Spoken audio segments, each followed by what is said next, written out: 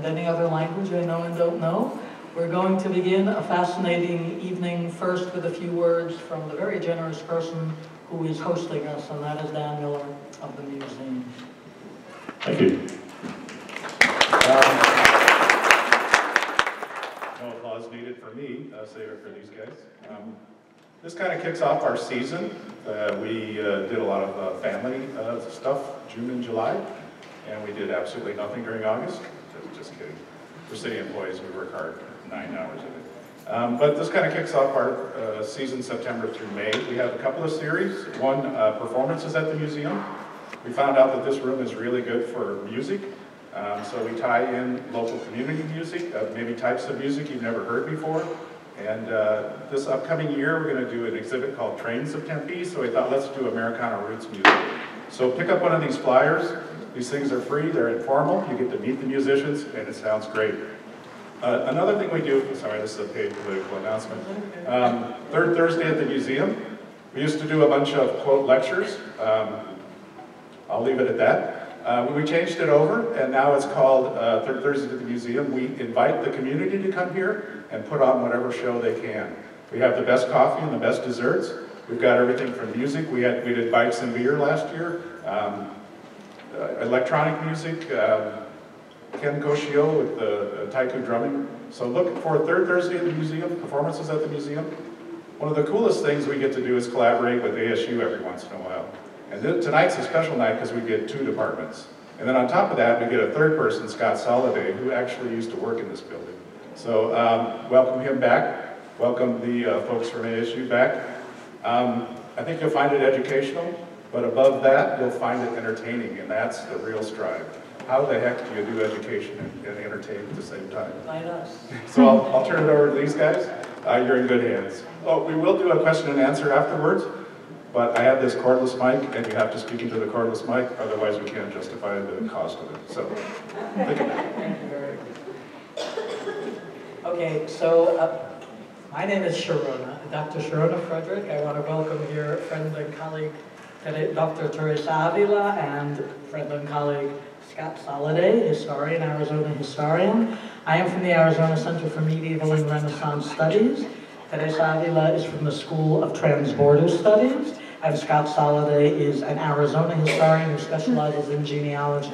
I want to explain to you a little bit about the program and what we're going to do tonight, because we're going to be looking at interesting issues, including a multi-ethnic history, including the visual erasure of much of that history, and then looking at the genealogy, seeing how much of that history actually connects to you. And you do not have to be genealogically connected to the history to have it connect to you.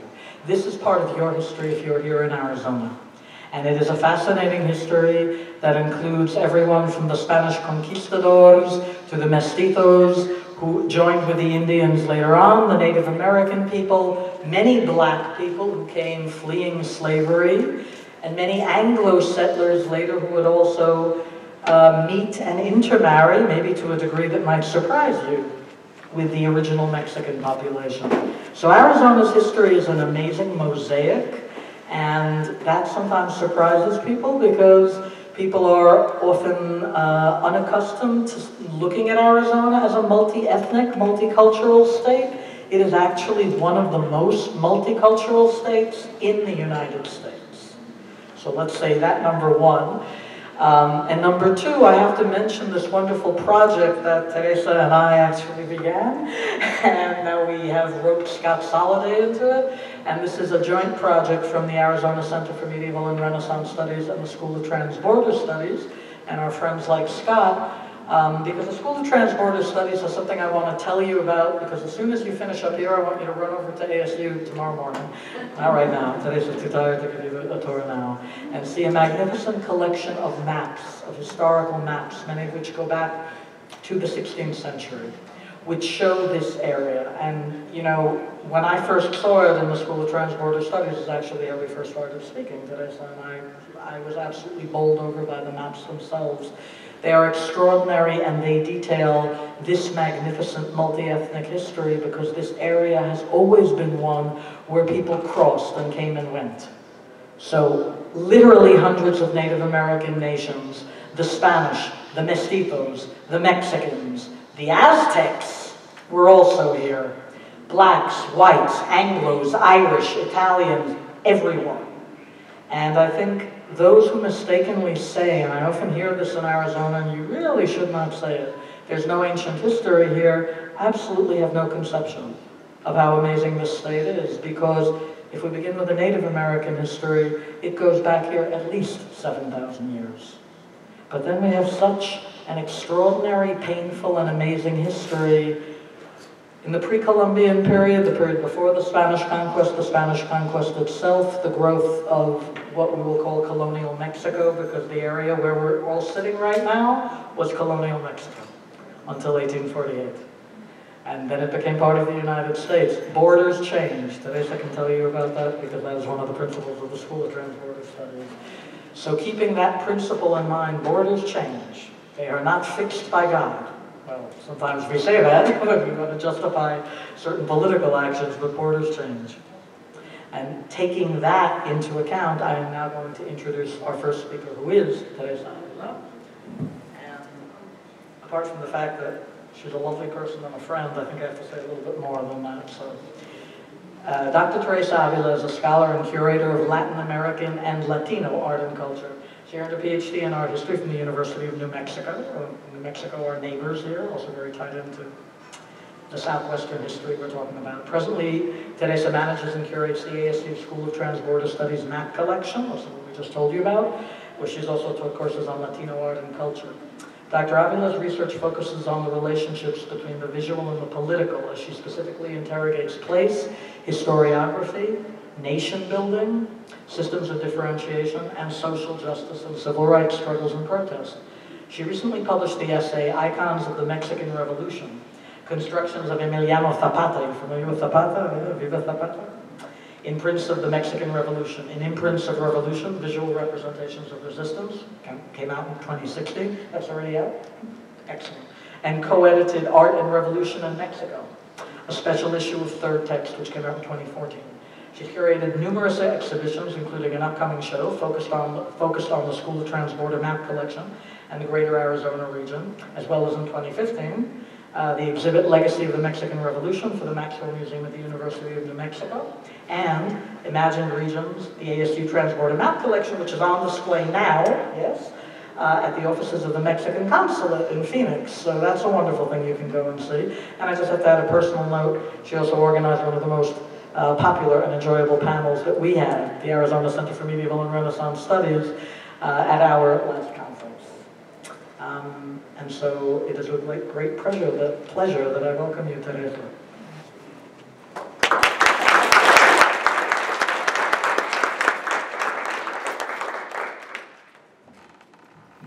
I'm a little bit of a traditionalist with visuals. I have a PowerPoint, and I appreciate that wonderful introduction. Can you all hear me okay? No. Let's get it going. I'm not as boastful as Sharonah. I need to take notes because I know you're all here to see her. So I'll try to keep it up and make it as dynamic as she does, which is a tall order. And so before you is the title of the panel. But I would actually like to start with this quote because it really helps to anchor who I am as a scholar and a researcher. And I'll read it to you. History that becomes the fund of knowledge or ideology of nation, state, or movement is not what has actually been preserved in popular memory, but what has been selected, written, pictured, popularized, and institutionalized by those whose function it is to do so. All historians, whatever their objectives, are engaged in this process inasmuch as they contribute consciously or not to the creation, dismantling, and restructuring of images of the past which belong to the public sphere of man as political being, end quote. And I find this quote very useful for me. It really drives how I approach my work. I'm an art historian, but certainly history is the anchor for what I look at and I think about visual culture and the context. And as Sharonah mentioned, I really am interested in the intersections between art and politics. I'm I'm going to start with this image, which is actually from an artist whose work I became familiar with in New Mexico, but is actually working now in Chicago. And it just contextualizes history and its importance. History is a fickle thing. Case in point, the long-held belief that the United States was founded by the descendants of immigrants who left their home country of England for religious freedom and to make a better life for themselves. Yet today, in the United States, immigrants of Latin American descent have been labeled and as a result targeted as the worst elements of society by Donald Trump, a frontrunner in the current US presidential race. Trump's xenophobia and unapologetic attack against immigrants incorporates a rhetoric of hate that promotes gross stereotypes and constructs a false history which obliterates facts and ignores the actual contributions of Latin American descent communities to the development of the US as a world leader. In his article on weaponization of hate during this presidential election, cultural critic Chauncey DeVega asserts media outlets supportive of Trump's political campaign, in particular supremacist websites and Fox News, are part of the same political communication ecosystem. He explains that through these channels, extreme viewpoints are boiled down to talking points that promote racist political views and that are perpetually circulated through mainstream media. The result in what DeVega describes as an alternate reality, where a barrier to knowledge or what is reasonable is created as a result of extreme political polarization based on false beliefs about the nature of political and social reality. However, it is not enough to simply disregard what we know to be untrue as crazy talk. Because what circulates in mainstream media has the potential to become the fund of knowledge. That informs and constructs imagined communities' histories. An important historic counter-response to injustice and untruths in the media comes from artists such as Eric Garcia. So in this recent cartoon by Garcia, he challenges Trump's distortion of history and reality by invoking the English colonists or the pilgrims of the late 17th century. The ship in the bay at the top right corner of the image echoes the Mayflower, which delivered these immigrants to the Plymouth Rock. The ship denotes the immigration status of the pilgrims, and in triggering recognition also evokes systems of knowledge production through associations between common historic narratives and codified visual images. Opposite the ship, a ransacked village alludes to the history of displacement, enslavement, and the death of indigenous communities resulting from the English colonial enterprise. In the foreground, a female-labeled refugee embraces a child as her entry into the US is blocked by Trump, dressed as a pilgrim.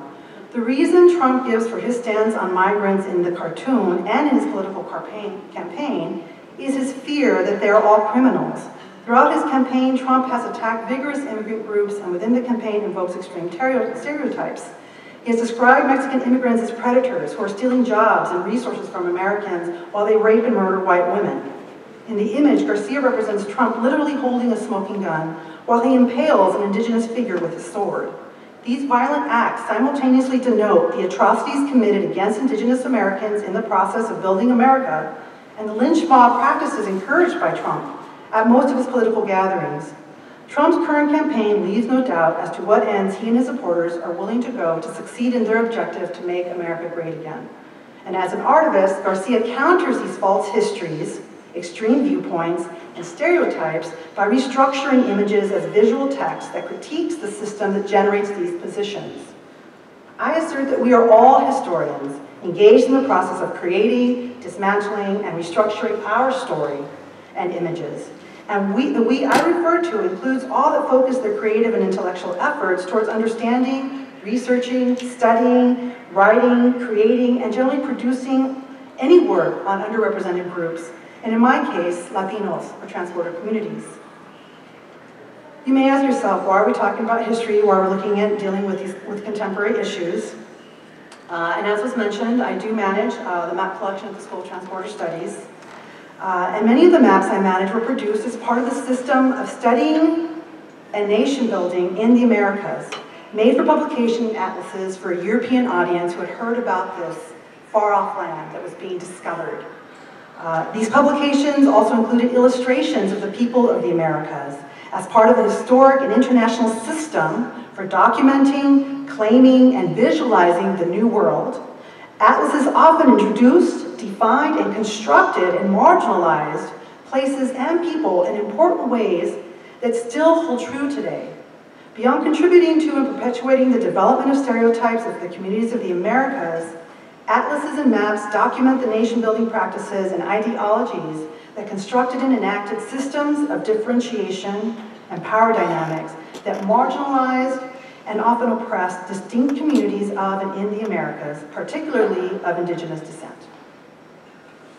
And I don't know if you can really see, but there's groups of people at the bottom where you can start to see representation of different classes, by skin color, by clothing, by acts that they're engaged in. This is actually one of the tamer types of representation. We often see much more extreme images of women. And we do have a female in the center who is meant to represent both place and the indigenous community, yet she's classicized with a toga, but she's on the same level as the animals.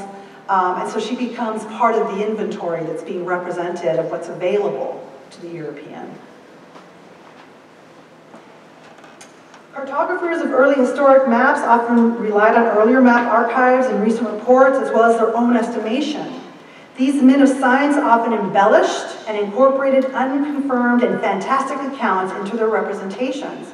As a result, most early maps of the Americas are actually less about known geographies and more about the objectives and preconceived ideas and lack of knowledge of explorers and their sponsors, as they often depict imagined realities. Giovanni Botero's early 17th century map, here before you, represents an attempt to catalog and label space in the Americas during an early period of exploration. Through its inclusion of indigenous sites, it indicates a level of interaction between European explorers and map makers with indigenous peoples of the Americas. Among the numerous sites listed in the map, many of which can be associated with European history and literature, are local or indigenous sites. For instance, Aslan, written here as A-S-T-A-T-L-A-N, can be seen. Aslan is a legendary homeland of the Aztec who migrated south to find Tenochtitlan, or today the capital city of Mexico. The reality and actual location of this mythological place is of continual debate, and the city still conjures up ideas about the journey and the placement, and often it's located in the southwest, but never specifically. But what's important here for me, as a scholar and researcher of history and transborder communities, is that this map anchors the interaction between Europeans and indigenous. We see their presence, the interaction of knowledge, and it helps us to understand, again, sources of information and the fact that the map represents multiple systems of information, both European and indigenous. It's rare, but when we think about maps, we think of them as being fact, title, sometimes a national statement, so they're very factually understood. However, in this map, we've never been able to find the place Aslan. We also have another map that shows the 7 cities of gold, the site that I know Dr. Fredrick has talked about in other lectures. It's in the southwest. It's actually possibly located, the way it's positioned in one of our maps, in Arizona. And so that's something that we're interested in pursuing and understanding. Representation of place, the presence of transborder communities, and the interactions. This is another example, which I'm just going to quickly move through, of the representation of, the representation of the peoples of the Americas in contrast to the European community.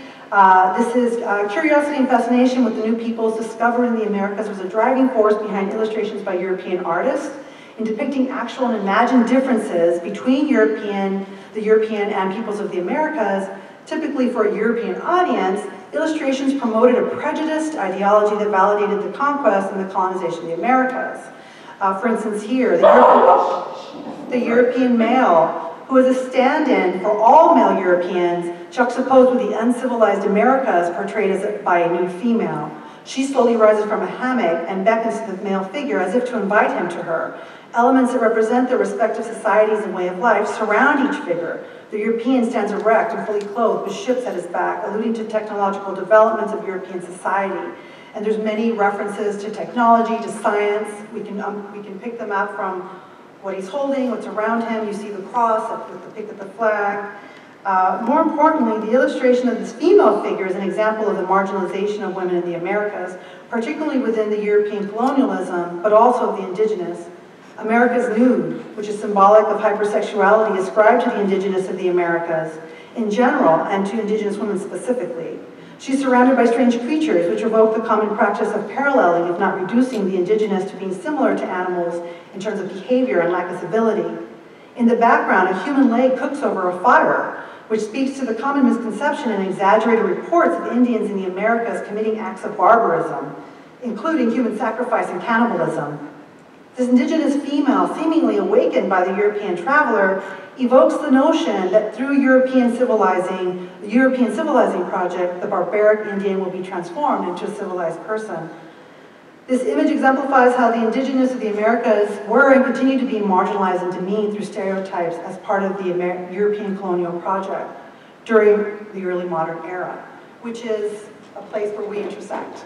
And it's wonderful to make contact with Dr. Fredrick because she has brought a breath of fresh air to an understanding of this map collection. When she looks at our maps, she sees the Renaissance, she sees the European imprint, she recognizes literary references that extend all the way back to the medieval times, which is something outside of my expertise. So these maps are available for research, they're meant for collaboration, and we're trying to maximize on that. This is just another effort to revise history. I'll just show it and let it be speak for itself. It's again by Eric Garcia, but the perspective has been flipped.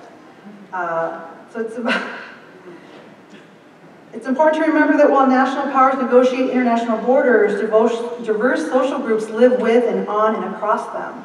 Historic maps of the Americas record the presence and changing nature of diverse communities in the Americas who migrate, intersect, and interconnect across the boundaries set up by international powers. However, the extent of a community is not always defined by lines on a map.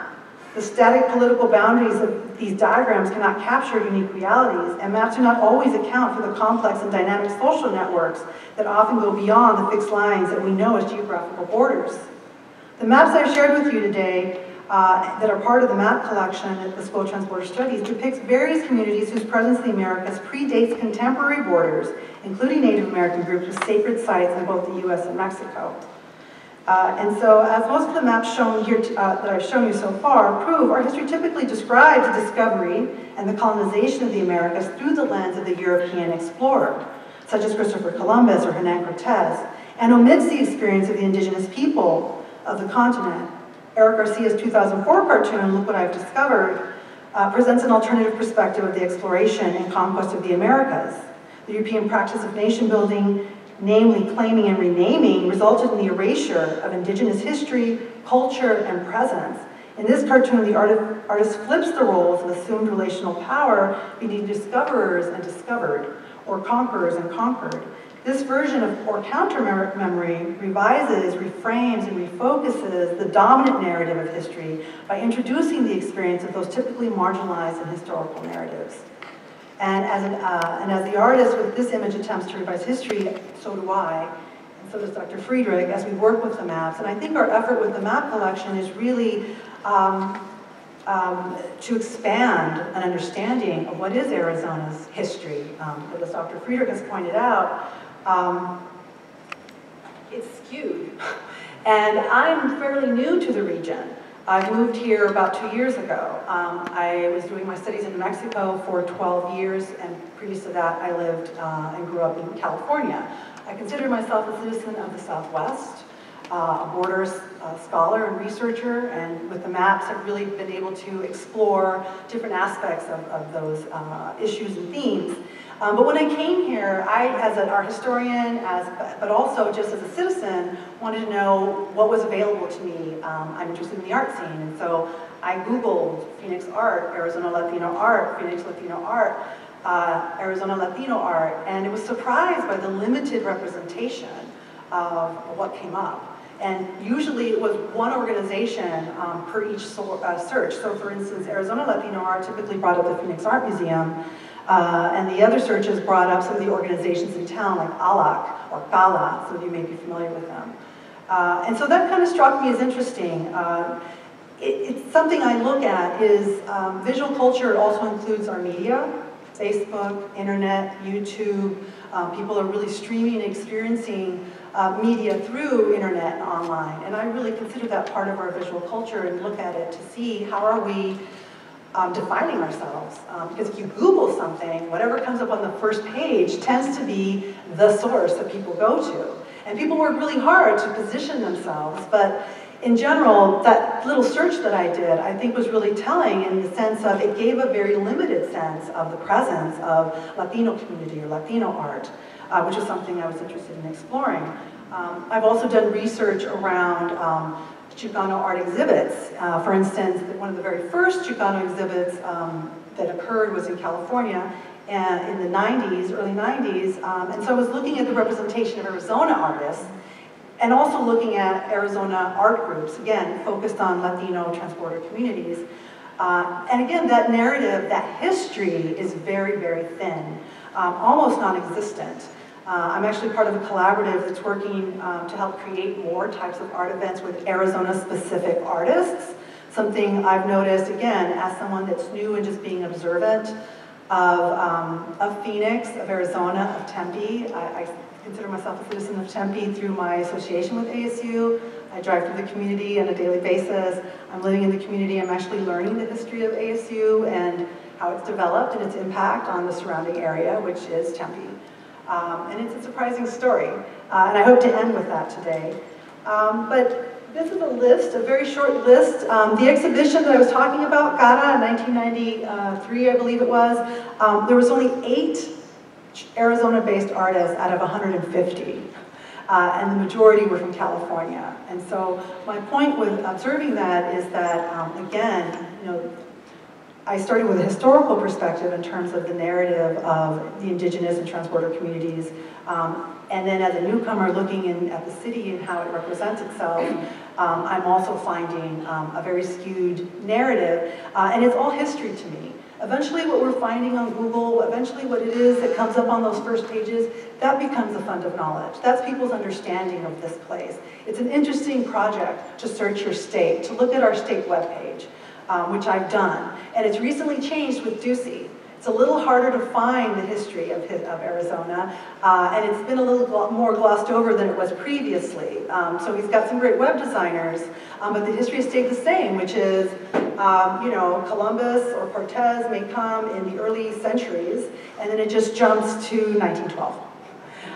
And that's the state webpage, that's state history. And as Dr. Fredrick has pointed out in other lectures and here today, we know that history extends far beyond that and incorporates multiple communities. I mean, she named an enormous list of communities that have been present. And there's a number of sites I could take us through. One that's specific that just came out that really struck me, I don't know if anybody else saw this, and I just wonder if you have a sense of time. I don't want to. Okay. A number of sites that I looked at was the public art page for Tempe. I spent a lot of time, I worked at the Public Affairs Office for the Cultural Affairs Department in the city of Los Angeles. I worked there for over 10 years, so I'm very interested in public art as well. And what I've observed with that is here, and there's a webpage where you can literally, it's documented, it's all captured, but for time I'll just describe it. What I find is there's a lot of nature references, and particularly that wall, that green wall that's spreaded up over on Broadway between Rural and College. That's a representation of trees. And there's many examples of that type of public art, and I ask myself, how is Tempe branding itself? What is Tempe saying? And it says it's about building community and representing its community. So this is part of my study of how this community describes itself, packages itself, and aestheticizes itself. And it's really abstracting and really referring more to nature. And that's politically safe, but it also, over time, becomes your narrative. And I don't see myself there. I don't see anybody there. I don't recognize that. I see it in terms of an aesthetic. I understand it historically. But in terms of community building, in terms of representing history and culture, it's not there.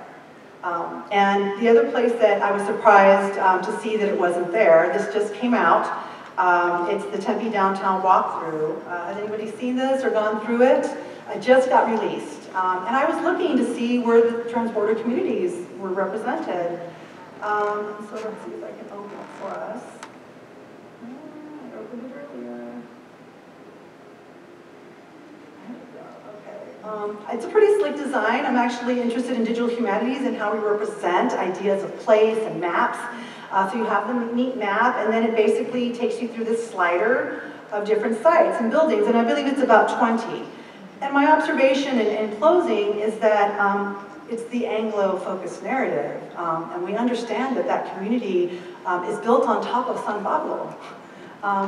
There's a long history, as this museum has helped us to understand, and Scott Solliday's work, and he'll talk about some of this, have helped us to understand, is there's a long tradition of Mexican descent individuals living in this region, contributing to this region, part of this community, and yet it's being erased, and it's been erased.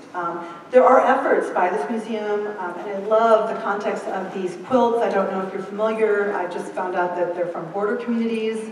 So it's not to say that there's no effort to recover this history or to bring it to the forefront, but there's a larger effort to sequester it or to erase it.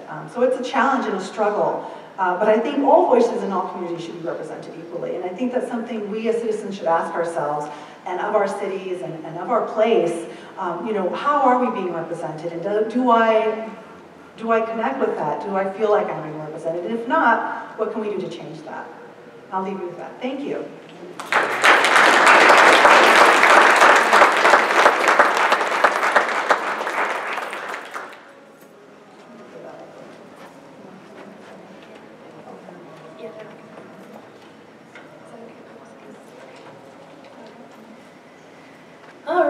Thank you very much, Theresa. My name is Kendra Bruning, and I'm the Outreach Coordinator for the Arizona Center for Medieval and Renaissance Studies. I'm going to introduce our next speaker, Dr. Sharonah Fredrick. She has been the Assistant Director for the Center for about 2 years now, since May of 2014. Her research focuses on the impact of the early modern period in Latin America and on the effects of the Spanish and Portuguese conquests on the native peoples and on Africans in the New World.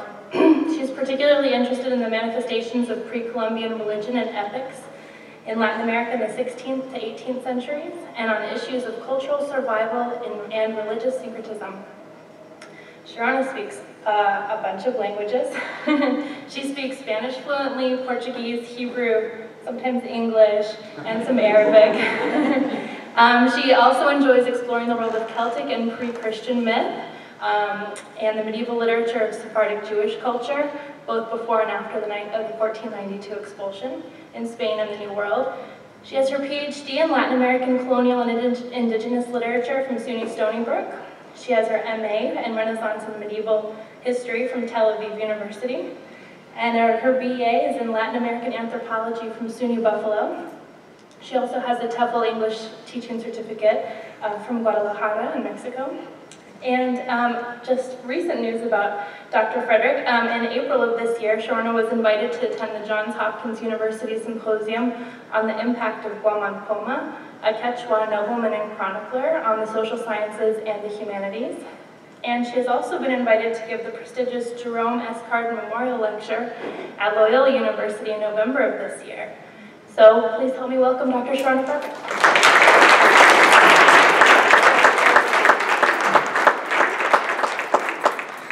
It's wonderful being introduced by somebody who actually likes to introduce you. And I'm going to draw all of your attention to Kendra right now. Wave, Kendra. Right after we finish, please follow Kendra, jump on her. She is our outreach coordinator, and she will be giving you all information about all future activities. And that includes all the wonderful activities we do at the School of Transborder Studies, and I hope more activities also with Mr. Solliday. I love that last cartoon you showed today, so you know I love that, about reversing the angle of the discovery. Who discovered whom? So some of what I tell you now might strike you as very exotic, and you might never have heard it, but this is Arizona. And the first word you have to know is a word in Nahuatl, or Nahuatl as it's sometimes called in English, but actually I can't say Nahua as you say in Spanish. Nahua as you say in Nahua. That was the native language of the Aztecs. It is a very, very active spoken language by at least 6.5 million people in Mexico. And you should know that most of the native peoples of the Southwest speak a language which, speak languages which are classed linguistically in a group we call Udo-Aztecan, which means that they are very closely related to the language that Cortes would have heard the Emperor Moctezuma speak. And that is still spoken in Mexico. And I'm thinking of a very good friend of mine in Mexico who always says, you know, it's amazing the way you guys say, Nahuatl is still spoken. Does anybody say, you know, English is still spoken? French and Spanish is still spoken. Irish is still spoken. Oh, Irish suddenly becomes like the Native American languages because they were colonized too. So any language that deals with colonization, you always ask yourself, it's still spoken? Yes, it is still spoken. They are very active languages. And so this area, Arizona, Arizona, La Zona Arida, right, the dry areas, Francisco de Coronado's unsuccessful conquering expedition called this area. This was called Chichimeca. And the first people to call it Chichimeca were the Aztecs. But the Aztecs didn't like the people who lived here. Because guess what? Imperialism isn't only a European game. The Aztecs also played it before the Europeans showed up. And the native peoples of this area refused to be colonized by the Aztec Empire, which tried repeatedly. And the Aztecs gave up on them and just said, the barbarians in the north. We should strike that word out of our vocabulary, barbarians, right? So the Aztecs used it about the people they called the Chichimecs. Chichimeca means barbarian in Nahuatl. And a Native American friend of mine, a Mapuche friend of mine from Argentina, my friend Ariel always says, oh, white people are always, and black people are always shocked to find out that Native American people can be every bit as nasty as European people. Because it's just human. It is a human process, colonization, which really should stop. I think we're intelligent enough to grow out of it. So we don't have to call somebody a barbarian just because they're different than we are. But the Aztecs did not like the native peoples of this area because unlike the Aztec Empire, which just like the Spanish Empire was big and centralized and had a standing army, a very feared standing army. Before the Spanish conquistadors came to this region, the Aztec warriors were quite feared, just as the European armies would be later. But they could not conquer the native people of this area, because the native people of this area were more like the Mayan Indians of Central America. They never got together in an empire. The Hopi, the Diné, you call the Navajo, the Shoshone, the Ute, all of them refused to come together in an empire-like structure, which meant it was almost impossible to conquer them. You can conquer an empire easily. Does anybody know why? Does anybody want to hazard a guess? Thank you. Why? It's in one central area. Bingo! Give this kid his doctorate. I spent 7 years writing my doctorate on that theme. My dear, you have it. An empire, exactly as you said, is in one place. And so it was easier when Francisco Pizarro invaded Peru. You could take the head off. You could behead the Incan Empire because all you had to do was behead the sovereign. Cortes was able to turn the most feared military power in the New World, because nobody was feared militarily the way the Aztecs were. He was able to undo it in 3 years. Not because the Spanish armies were superior, not even because of gunpowder, but because of what a very important Mexican anthropologist, Mercedes de la Garza, calls the psychological element. The psychological element was daring to destroy the head of state. But when you have no head of state, when you're just angry little groups, you have a much higher chance of survival. Much higher.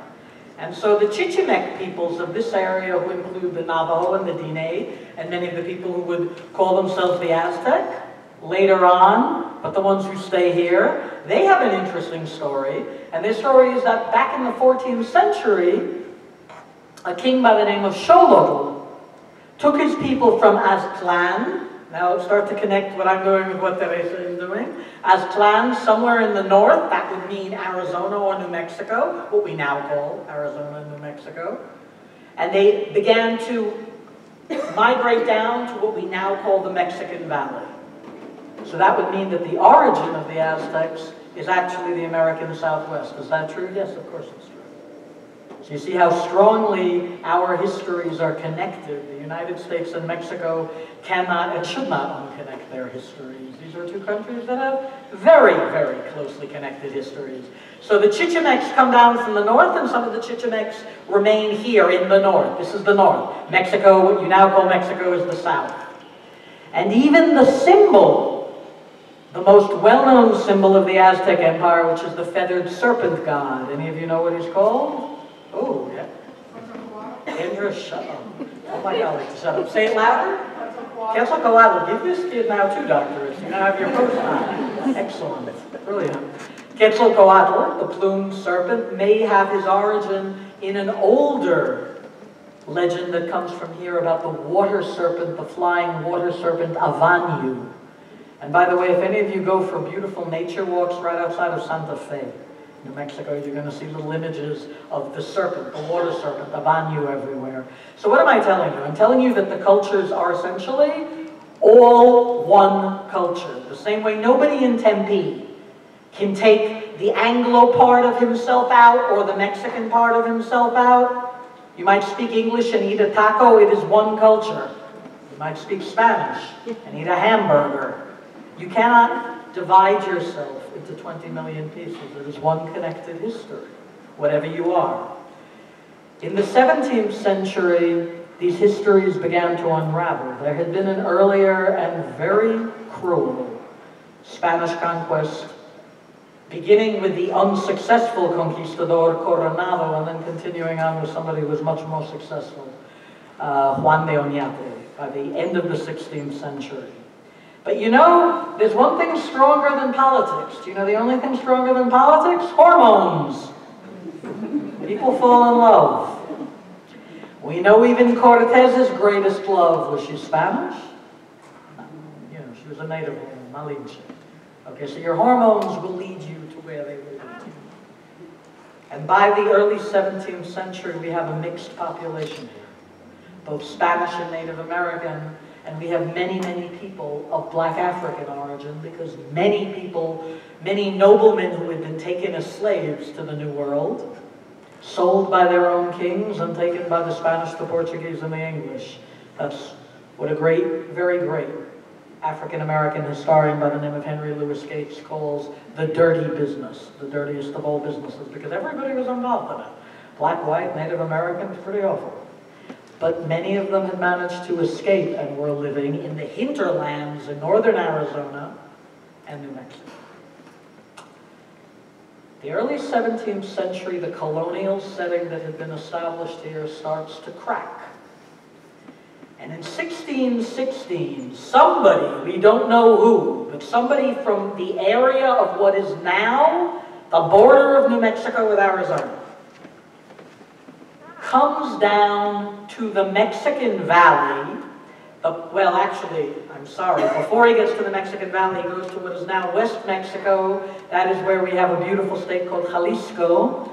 And for some of you who are thinking, what can I associate Jalisco with? Some of you are thinking of tequila, right? Because that's one of the traditional and very ancient drinks of the area. And this visitor from what is now New Mexico, and this is very important, the Spanish chronicles emphasize that the revolutions that begin in the 17th century were begun by people from this area. I'm emphasizing this again because I want you to see it is impossible to separate the histories of the United States and Mexico. They are one history. However many Americans and Mexicans may dislike each other, this is one continental history. We have to just grow up and see it as human history. And so this person comes down, he's described as a young man carrying a small idol of the sun god in one hand. In the other hand, he has his arrows, and on his stomach he has a large black crystal. That maybe is the most important detail, because that large black crystal is a volcanic crystal, and it was very important, we know in Aztec religion, it's obsidian. Right? When lava hardens, you get the crystal obsidian, which is so hard it can even cut a diamond.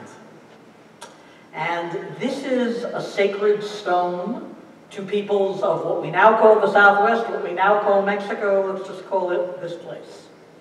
Okay? There was a time none of these names existed.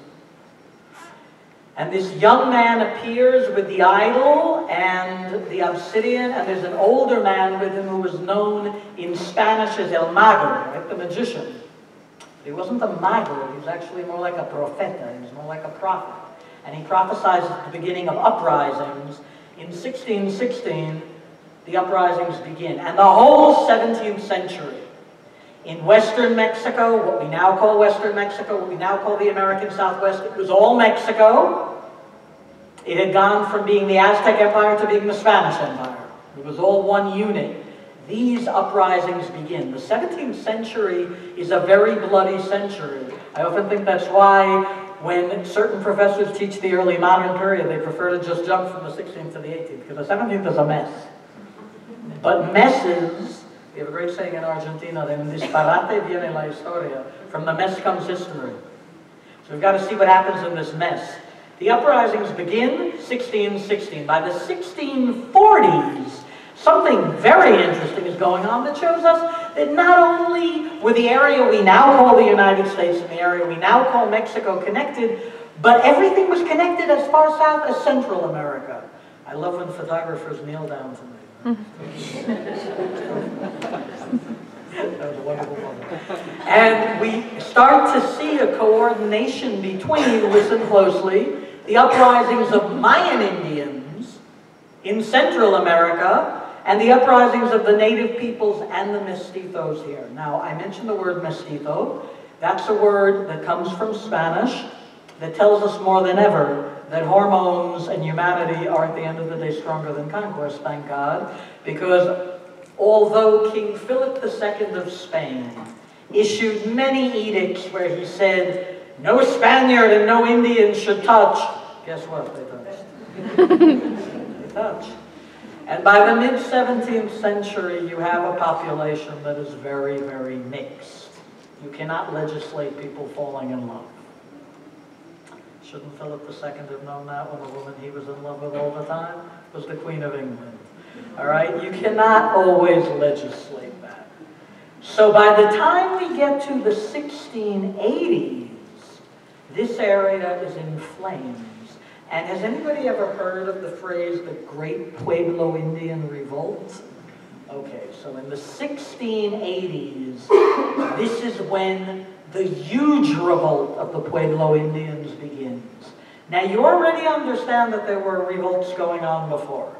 And Theresa, I love the fact that you mentioned the way history is known and the way it's rewritten, because if you read a typical, and I'm not kidding now, I actually looked at a school book, so something your kids might be studying, the way it's described is there was nothing, and then in 1680 there was an uprising which was put down. Okay. There certainly was an uprising, but you have a series of uprisings during more than a century. So what you have in 1680 is actually the culminating point of the Pueblo Indians saying, we can't take it anymore. We are sick and tired of another religion being imposed on us. We are sick and tired of another culture being imposed on us. And so they revolt. They revolt against Spanish culture. Where were the mestizos in this? It was a very difficult place to be. What do you do when your father is Spanish and your mother is an Indian? What are you? We can say in the terms of the 20th century, you're a human being. The 20th century, yeah, that really civilized century that brought us the genocide of Jews, Gypsies, and Armenians, and Bosnians. What a wonderful century that was. I'm being sarcastic. Didn't notice? Because I want you to see that there is no straight upward arc of history. We are not getting more civilized in any way, shape, or form. Something also made very clear by that first cartoon that you showed us. Okay, so let's not have the arrogance of, you know, the enlightenment that, oh, things are better now. No, often not. By the end of the 1680s, there is a group here in the Southwest from Spain that has started to take on the rights of the Indians as their personal crusade. And although they were first sent here as the spearhead of empire, they changed. They were the battalion of the counter-reformation of the Catholic Church.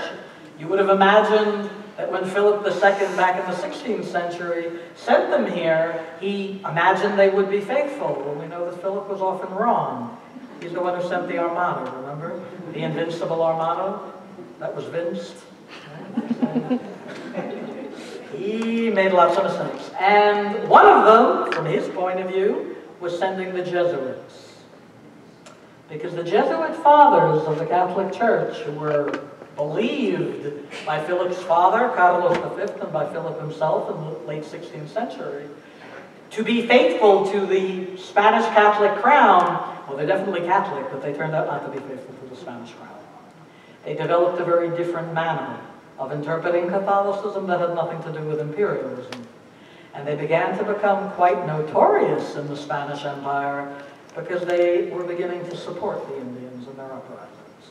Now, that being said, I do have to point out that in the 1680s, when the Pueblo Indian uprising began, there was mass panic in the Southwest, and many of the mestizos and many of the Jesuits, to a certain degree, were caught in the middle between the Pueblo Indians and the Spanish conquistadors. There were 2,000 to 3,000 Spanish settlers who fled down to the south, which would be today's Mexico. The areas of Jalisco, Mazatlan, and Tehuantepec. They brought stories of atrocities that were being committed by Pueblo Indians on Jesuit missions. I want to talk about this for a second because we have to understand the complexity of this. For many of the native peoples who rose up at that point, anything Spanish was the enemy. That is understandable. At the same time, I do have to point out mistakes can be made, and native people can sometimes make mistakes as well. And in the case of the Jesuits, they were to a certain degree caught in the middle, because although, again, the Jesuits had begun as the spearhead of empire, by the time you get to the late 17th century, they had ideologically gone so far over to the other side that the Spanish crown begins to contemplate expelling the Jesuits. By 1698, the Spanish crown has authored one of the most brutal repressions of any rebellion that we know of in New World history. And by 1698, in the rather frightening euphemism of Philip II's grandson, Philip IV, the area, la zona ha sido pacificada. The area has been pacified. The native leaders who were caught were executed.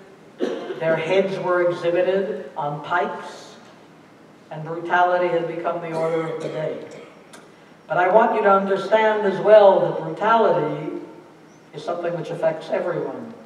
And native historians in Mexico are doing a magnificent job of documenting how complicated this uprising was, because if you were a native Tarahumara, or the actual name would be Raramuri, okay? If you were a Raramuri person in what is now the lower part of the American Southwest or northwestern Mexico, the battle cry that went out, and I quote because this is important, was, and I'm quoting a very important leader of the Tarahumara, of the Raramuri uprising, by the name of Teporaca, kill them all, kill them if they speak Spanish, kill them if they speak Nahua. The Aztecs were just as much the enemy. Did the Aztecs still exist as a cultural group? Well, in the late 17th century, you're going to have to say yes, if they are still named by the Raramuri, as now, irony of all ironies, being the allies of the Spanish. What I'm trying to point out to you is what Theresa was trying to illustrate to you and illustrated beautifully through the use of the maps. Political boundaries change. Visual boundaries change. All of this is always changing. So when we think of the US-Mexico border as something that has always been there, folks, no, it hasn't. No border has. Borders are imagined. You use that word very well. Borders are imagined and reimagined constantly. By the time you get to the 18th century, when our friend Scott Solliday speaks to us and gives us some fascinating genealogical histories of both Anglo, Latino, and mixed families, we're going to see what happens beginning at the end of the 18th century. By the time you get into the 18th century, this area is in chaos. Spain doesn't know what to do with it. It's an unprofitable part of the empire, but they don't exactly want to give it up. The Mestizo people who live here are caught in one of the most painful situations a human being can be caught in, because they are Spanish speakers who also have native background, and they belong to both worlds. I think in a way they're a symbol of what we like to call a cosmopolitan citizen. And I would remind you that when you have everything in you, there's nobody you can hate, because you kind of have it all. So I think the mestizo philosophy, I think, is a beautiful one, but that was not thought in the 18th century, and the mestizos had a very, very inferior rank here in what was in the Spanish Empire. As the 18th century progresses, the Jesuits, those Spanish Catholic fathers who came as spearheads of the empire and then whoop, do a 360-degree turn and end up becoming the defenders of the native people, they arouse the ire of the Spanish crown to the point that the new dynasty, which came in at the very beginning of the 18th century, the Bourbon dynasty, Los Borbones, until that point it had been the Habsburgs. The Bourbon dynasty looks at the Jesuits and they start to say, oh, these people are dangerous. These Catholic fathers can't be controlled. And anyway, we can't deal with a bunch of Catholic fathers saying to us, the Catholic crown, that you're not acting like good Catholics. What are we going to do with them? Well, let's look back at the history books. They start to reason. What did we do when we wanted to get rid of the Spanish Jews? We expelled them. Spanish Muslims, we expelled them. Many of the gypsies of Spain, we expelled them. You know the problem with that philosophy? You think you're starting with somebody else, you eventually get around to yourself. What do they do with the Jesuits? They expel them. The Jesuits, who had created probably the greatest repository of learning in the Catholic Church. You know that? They are the intellectuals. Among the greatest intellectuals, they are expelled from all of the territories under the Spanish and then later the Portuguese crown, beginning in 1767. The missions which the Jesuits had built, are handed over to the Franciscans, who are at that point viewed by the Spanish crown as being more loyal to the crown than the Jesuits. The native peoples remained with the memory of a brutal repression of an uprising.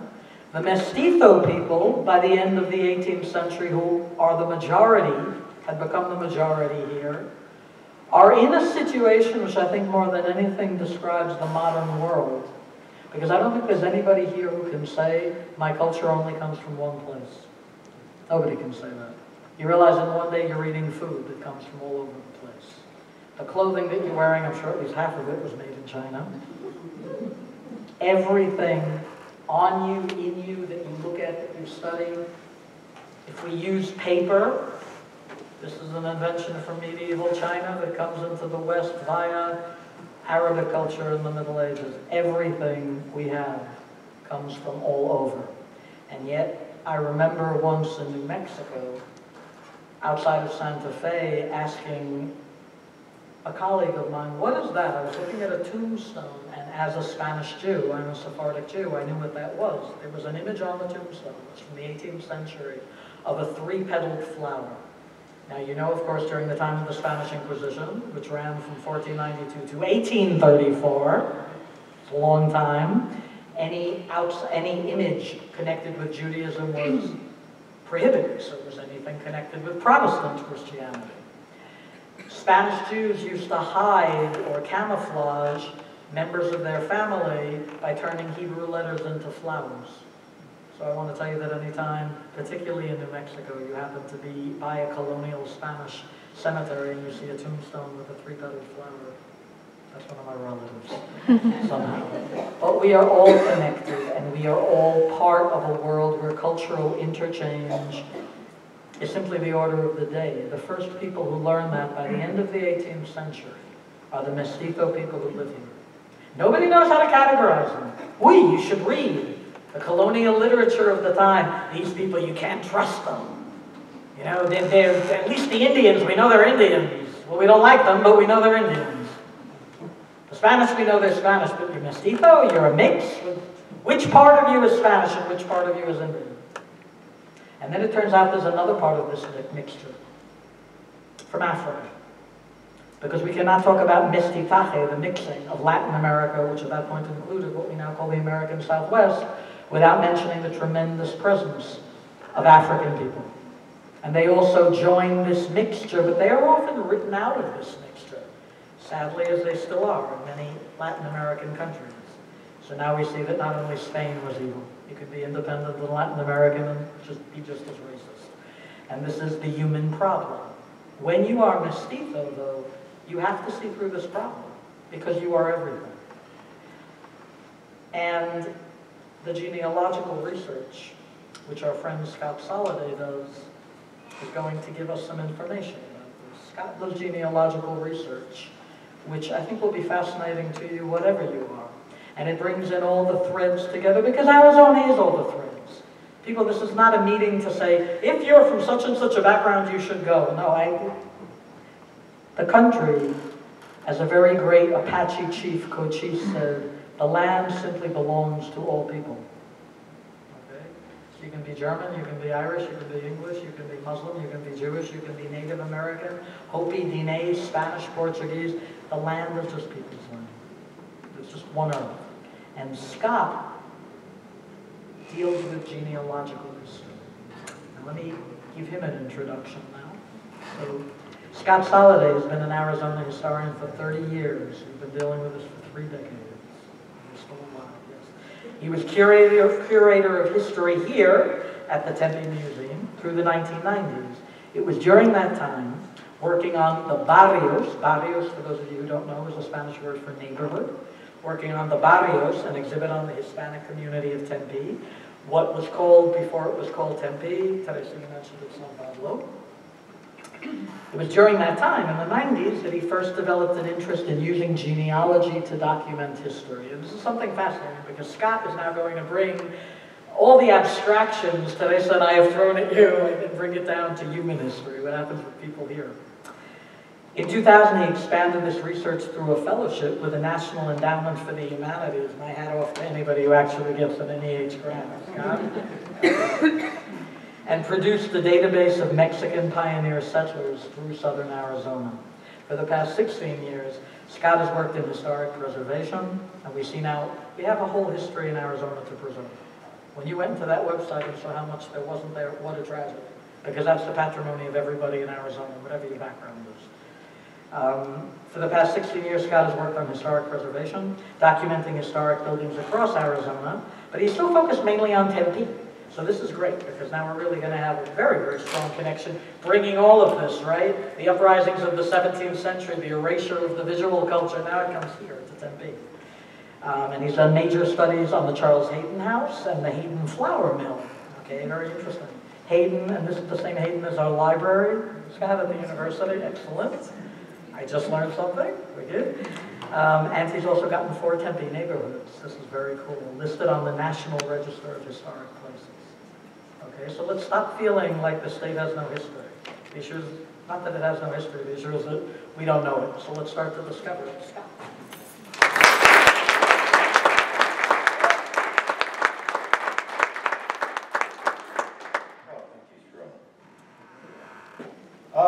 It's always nice to be coming back to the museum here. I was here for quite a while back in the 90s.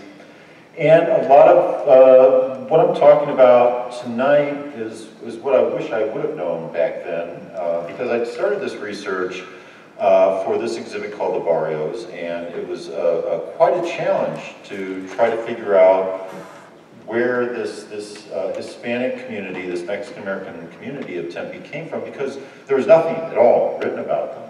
And all of the written history of Tempe, it talked about the pioneer families, about the Greggs and the Hannahs and the Petersons, and of course the Charles Hayden family, and absolutely no mention at all about the Sozas and Sotelos and the Valenzuelas and all of these other families that were actually there first. And so how to deal with something like that? I found that even though there was a lot of this that had not been recorded in the history, there's still traces that people leave behind. There are so many different documents, and this tends to take the form of very personal facts that happen in the course of a person's life, the facts of birth, death, marriage, all the children through federal census records, through probate records, homestead patents, deeds, all of these different documents that are still preserved, generally in some government office somewhere. A lot of this is in state records or in county records, and so there is still some traces of information that can be found there.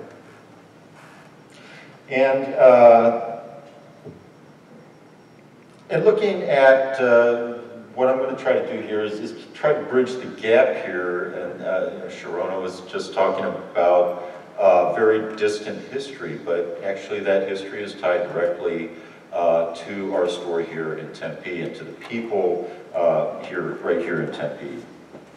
As I was doing some of this research, I read a very important article by James McClintock. James McClintock was a notable pioneer of Central Arizona, one of our first state historians.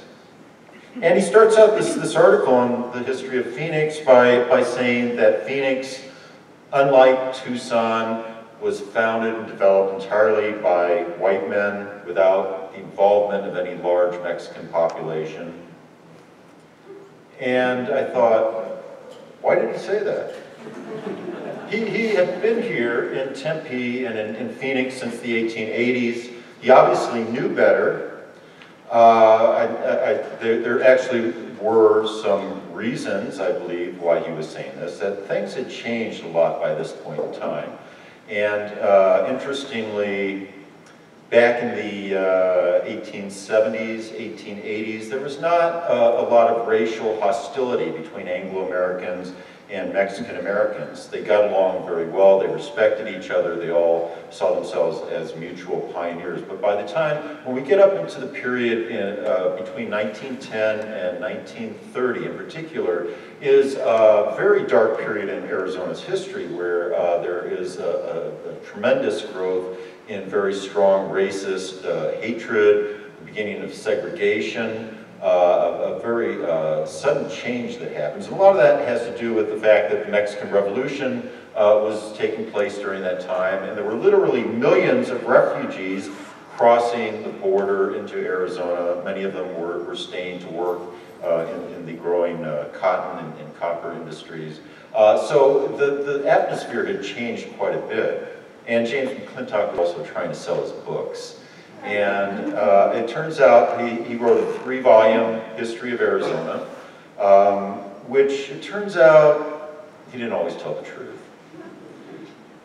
But he wanted to sell books. And also his competition was a man named Thomas Edwin Farish, who was also one of Arizona's first historians. And he was just finishing up his 8-volume history of Arizona. And he was also a liar. And he told the same lies. There's not really a lot of conflict between the two. But once again, it's a matter of trying to figure out what the real history was during this time. And in order to get at that, I'd like to look at the canal builders, the very first people that were right here in this area. The history of Central Arizona, of Tempe and Phoenix, tends to be, we recognize the beginning of that as 1867. That's when Jack Swilling came down here from Wickenburg. He brought a group of men, he brought tools, and they started construction of the first canal. By 1870, just 3 years later, there were more than 300 people here in the Salt River Valley. There were canals everywhere on both sides of the river. Where did all these people come from? In American history, we have this very strong mythology. It's partly true, and it's greatly exaggerated, this vision of all of these people coming from the east, coming from Georgia and Virginia, and in their covered wagons, going across the prairie, coming out west. And there certainly were many people that did that. They tended to mostly go a little bit further to the north. A lot of people didn't. It was very, very expensive to make a journey like that, up to 2,000 or more miles. And of those few that did make it to Arizona, none of them stayed. Well, few. Because obviously they looked out and they saw creosote and cactus, and these were farmers.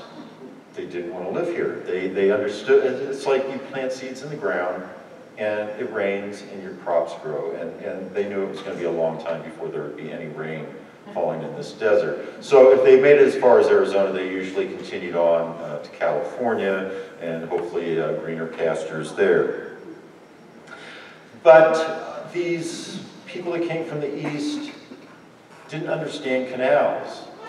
Now they did have canals in the east, but they were used only for floating barges back and forth from one city to another. The whole idea of irrigation was foreign to all of these people that came west out to Arizona. Who were the experts in this? They were the Mexicans, and in this case in particular, the Sonorans, the people who came from Sonora, the neighboring state just to the south of Arizona. And so, and not only that, but they didn't have to travel 2,000 miles. They only had to go 100, 200, 300 miles. Many of them coming from Tucson. Now, by this time in 1870, Tucson was a part of the United States, but 15 years earlier, it was still a part of Mexico, which actually makes it very difficult for census takers to figure out where someone came from. Where did you come from? Well, you're from Tucson. Does that mean you're from Arizona? You were born in Arizona, or were you born in Mexico? It's quite it's that same cultural, that sort of cultural identity that was a little bit difficult for people to deal with sometimes. But we do know that there were all of these canals being built in the Salt River Valley by 1770. Now, in one case, in one of the groups that started organizing a canal building project was Charles Trumbull Hayden, who has had a very important role in creating the city of Tempe. He formed a group, and the Prescott newspaper, the Weekly Arizona Miner, said that this group was formed by C.T. Hayden, J.W. Fields, A.F. Garrett, E.K. Brown, and Robert Savory. And who these people are, I don't know. Charles Hayden stayed, the rest disappeared. They were here for just a very short time and apparently moved on. There was also another article in the Weekly Arizona Miner. It was a much smaller article, and it just said that there's a very large party of Mexicans on the other side of the river who have started to take out a new canal. Not much more to say than that. And so one of the problems that we have, of course, this apparently this project by Mexican farmers was certainly considered to be not quite as important as Charles Hayden and Associates. But we have a lot of people that we don't really know their name. And we have been able to find many of those names, though. There's a couple of documents that are very important at the Salt River Project headquarters over on Washington Street. They have the original minute book from the Tempe Irrigating Canal Company. And so from that we can find a lot of the people who worked on constructing the first canal in Tempe. And this was quite an undertaking. This is the kind of thing that no one else understood how to do except for these Sonorans who came from Tucson and from Sonora, what at that time was what was left of Sonora at that point.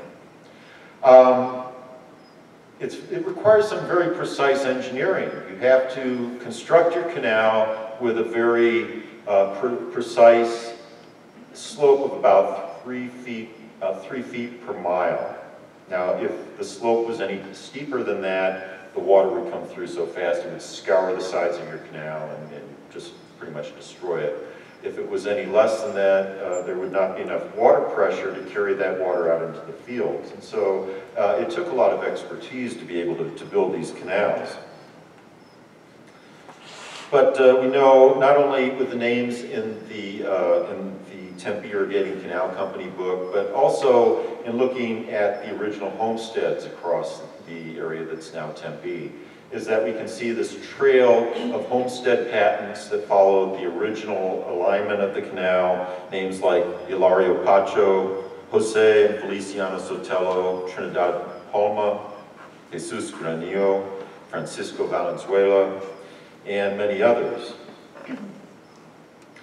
But there is now, at this point, we have a lot of names, we have locations, we have the physical locations of where they were at, but there still needs to be much more to tie all of this together. At this point, it's just sort of these separate facts that don't in themselves mean anything until we can tie it all together. And that's where genealogy and family history really works very well in putting all of this together. And that can be done primarily through one single family, and that is the Sotelo family, which was one of the very first families here in Tempe.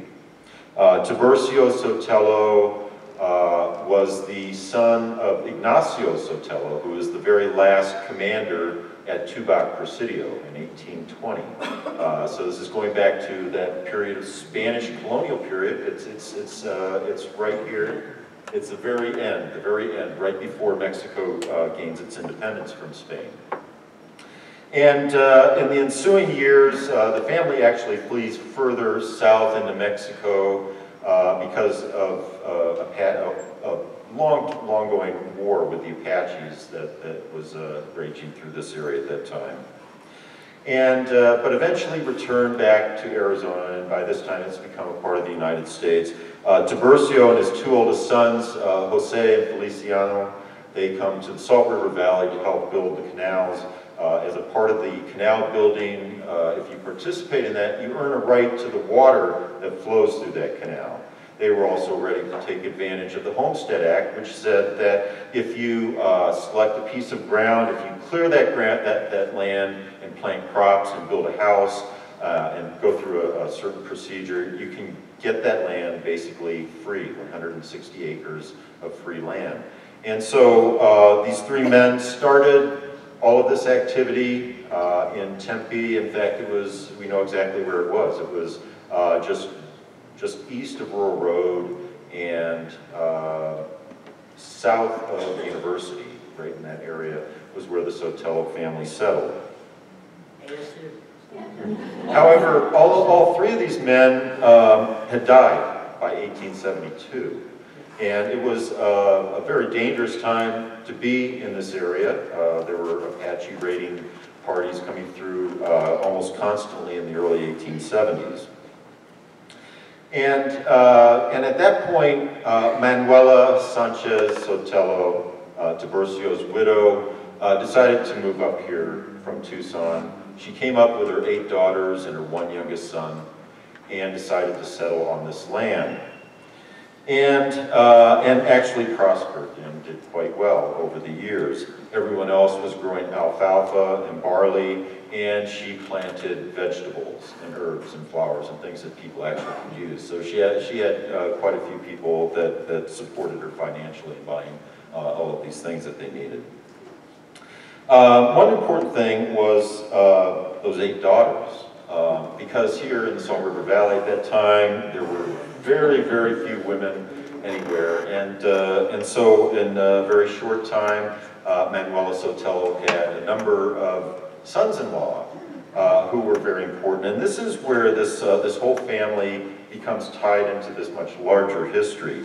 Her daughter, Jesus, married Juan Sosa. Juan Sosa was from one of the oldest families in Arizona that's not Native American.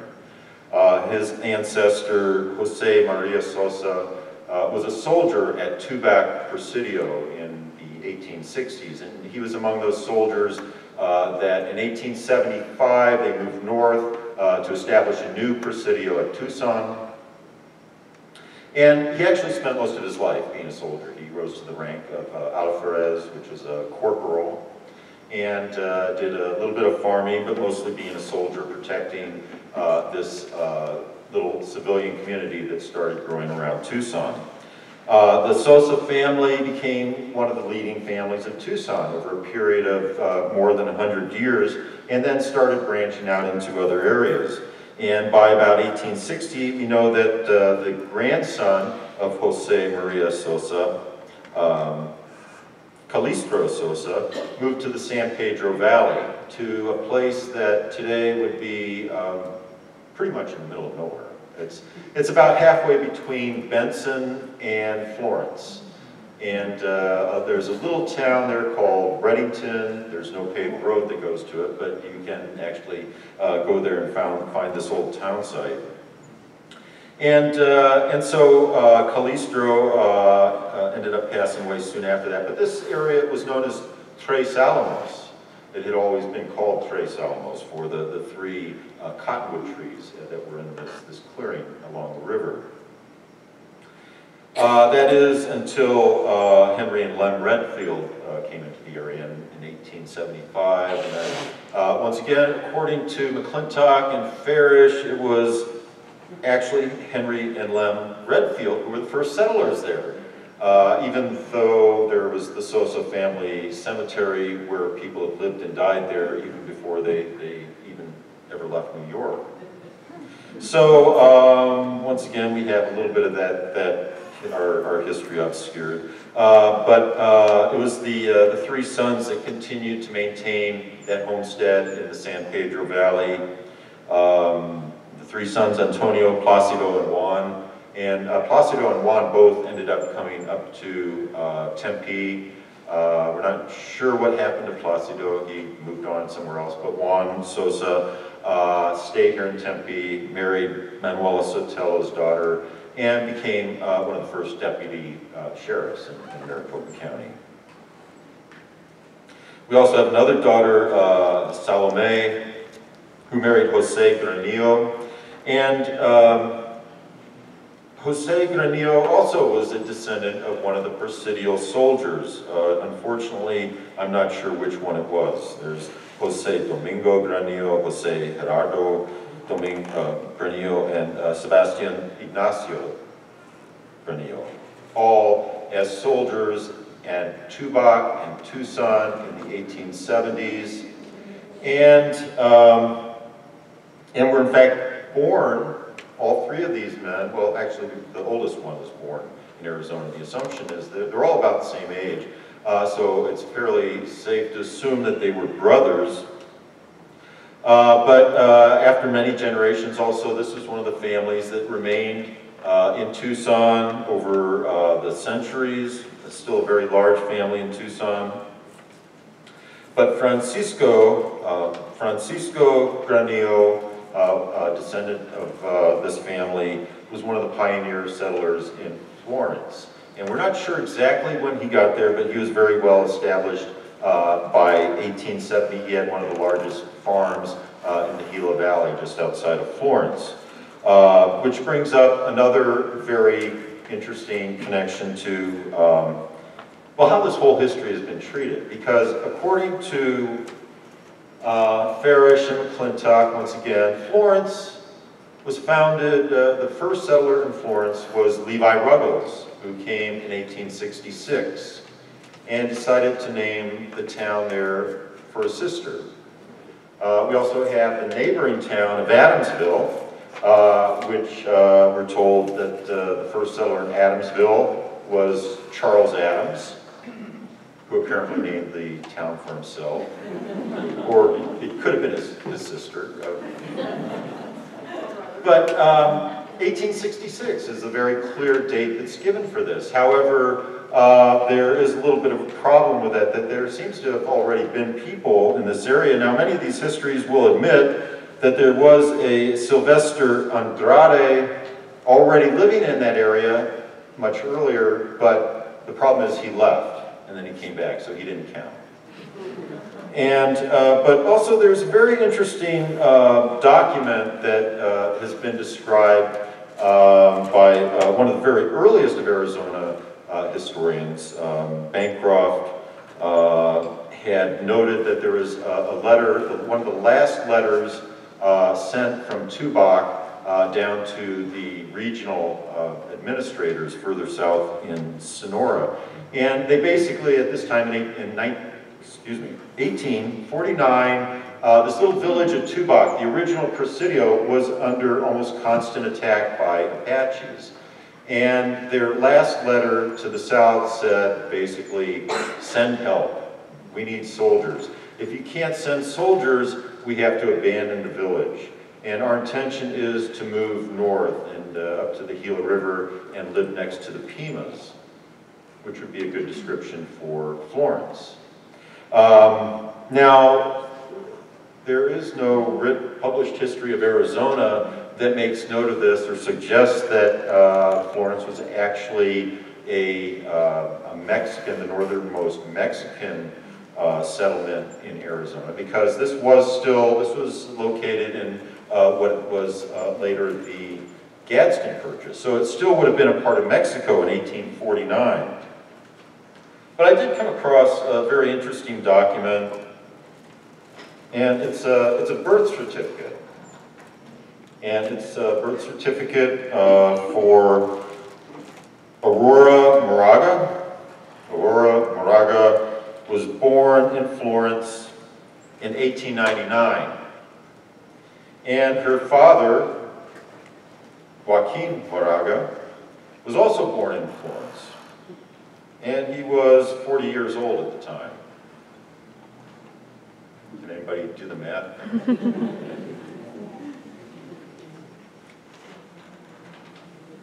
From 1899, 1859, quite a bit before the founding of Florence.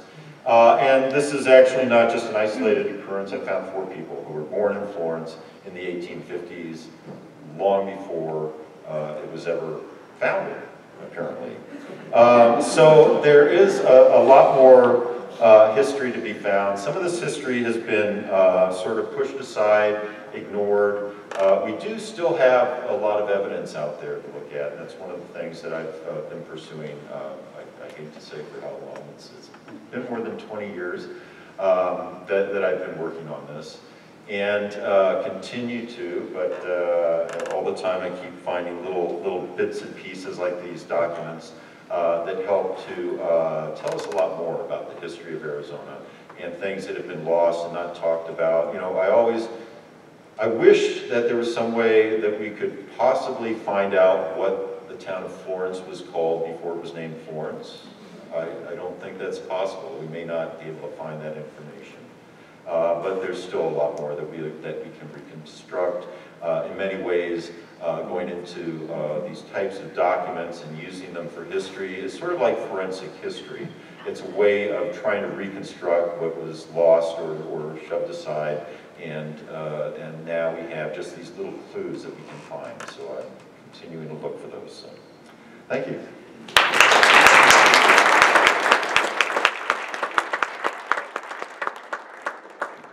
Cortez's lover. How do you like the way I just totally destroyed her own value as a human being? Cortez's lover. Before she was Cortez's lover, she was a native person, possibly of Mayan background, although till recently it was always thought that she was of Aztec background. She was from the area around Tehuantepec, the Isthmus of Tehuantepec in Mexico.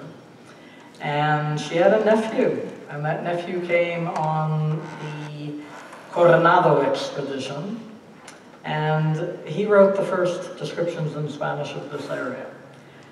I'm thinking as Scott is digging up these wonderful documents showing that there was history before towns were even founded, apparently there were people in those towns, to think about this connection with Arizona, which actually gives us a link with one of the most famous people in Latin American history. Okay, Malinche is a real character. She's extremely important. She's one of the most important figures in the history of the 16th century, and I would say the whole formation of the Latin American identity. And that's something we should all know as Arizonans. Those of us like Theresa and myself who came here roughly around the same time, about 2 years ago. Those of you who were born here, like I think Kendra, you're in a minority now, native Arizonians, right? Those of you who came here 10 years ago, another one. We have, here, you have a cohort. This is another one, of all of your histories. So the whole purpose behind what we have done tonight is definitely not to point a finger and say, you don't have a right to be here. Everybody has a right to be here. I do agree with the Apache chief, Cochise. The great creator gave the land to people. That's it. You have a right to be where you are. It's to also show you what a wonderful story there is that you don't know. And that has often been, unfortunately, erased. It can be erased by any side, folks. I'm remembering another very great Mexican anthropologist, Miguel León Portilla, in one of the last lectures I ever heard him give, mentioned that the first time books were burnt in Mexico, it wasn't the Spanish who did it. Well, the Spanish did it too, but you know who else did it? Was the Aztec ruler Izcoatl, who decided to burn the painted codexes of many of the other native peoples that he conquered. So this type of mentality has got to stop. It just has to stop. And by recognizing all of the wonderful strands of the history, I think you also develop a much richer sense of place. And at the end of the day, place, and Theresa knows this as you work on this, place also creates identity. You don't choose where you came from, you do choose where you go to. So, you know, wonderful quote from Martin Luther King, Dr. Martin Luther King, we may have all come from different places, but we're all in the same boat now. And thinking about that and thinking of Arizona as that boat, I think opens up many more vistas to understanding the tremendous richness of this state. Scott isn't saying don't look at the Anglo history. Of course look at the Anglo history. Saying for heaven's sake, let's connect it to the Mexican history. Let's connect the Mexican history to the Native American history, to the Black history, to all, and what Native American history, many different Native American histories. How can I use the term Native American? Do you think an Aztec and a Chichimec would see things from the same point of view? You know they won't. Okay, so accepting the richness and accepting the contradictions, I think, is very, very important. I'm going to, I think, embarrass a friend and colleague of ours in the audience, Jaime. Are you here, Jaime Lara? He left. I'm sorry. We have a wonderful book that Jaime wrote. He was here for most of our talk, which deals with this idea of cultural confluence in other areas of Latin America. And for those of you who are art historians, like my friend Theresa, or anybody interested in art, this is a book I really would recommend that you look at by our table. Kendra, can you? I'm making you like the beautiful women on the shows. And by door number 3, we have, hold on, Kendra's going to hold up to you, everybody. Thank you, beautiful. That is the book written by Jaime Lara called Flying Francis, which is a magnificent analysis of the combination of Catholic, Franciscan, and Native American art in the New World. So definitely give that a look. We have order forms for it if you're interested. I want to, before we open this up for questions, we do hope you'll have a few questions before you run off. I want to thank tremendously a whole bunch of people. First of all, Dan Miller from the museum. Thank you, thank you, thank you. You're a wonderful partner. And please also take all the information on the museum because, for instance, Dan has just told me about this magnificent celebration of Mexican culture on October 2nd that I didn't know about. So there's fantastic stuff going on here dealing with the English, Spanish, and Native American and everything, you know, history of the place. So bombard Dan before you go out. Bombard our friend and colleague Kendra Bruning back there filming all of us. So I hope you all look beautiful tonight.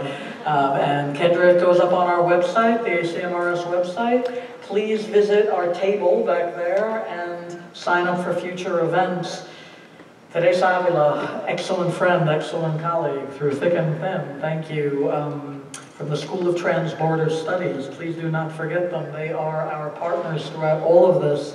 And tours are given of this fantastic map collection, okay? So please bother her for that. Scott, what a magnificent thing you've done, bringing this down to the human level, which is the level at which we all live and die. And so please bombard our friend Scott Solliday, who we also hope to be roping in for future events in terms of genealogical history. And I hope I've been able also to give you some of the drama and the fascination of what was going on here in the 16th, 17th, and 18th centuries. Because the thing that, as Kendra knows, most makes me angry is when people say, well, what do you do? Early modern history, Renaissance history, what does that have to do with America? What does that have to do with the America? The Americas, when did the conquests take place, people? This is what Europeans call the Renaissance. It's what more enlightened European historians now call the early modern period. In Latin America, it's the colonial period. It's those centuries, 16th, 17th, 18th centuries. So the Arizona Center for Medieval and Renaissance Studies has a great deal to do with the history of this place and the medieval Native American history as well. There were histories going on then. You know already that the ancestors of the Aztecs came out of what was probably here, led by Xolotl, down to the Mexican Valley around the 14th century. So yes, there is history, and learn it because it's all yours. Let's open this up now to any question.